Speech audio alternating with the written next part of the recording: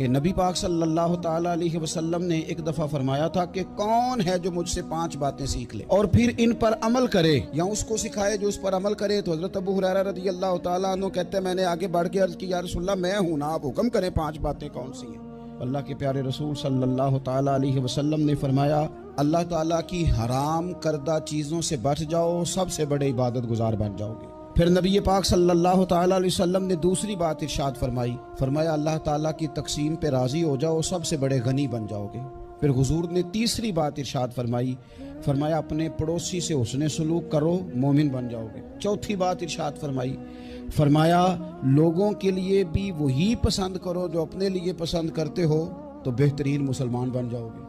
फिर हुजूर सैयद आलम सल्लल्लाहु ताला अलैहि वसल्लम ने 5वीं और आखिरी बात इरशाद फरमाई, फरमाया ज़्यादा हंसा न करो, ज़्यादा हंसने से दिल मुर्दा हो जाए।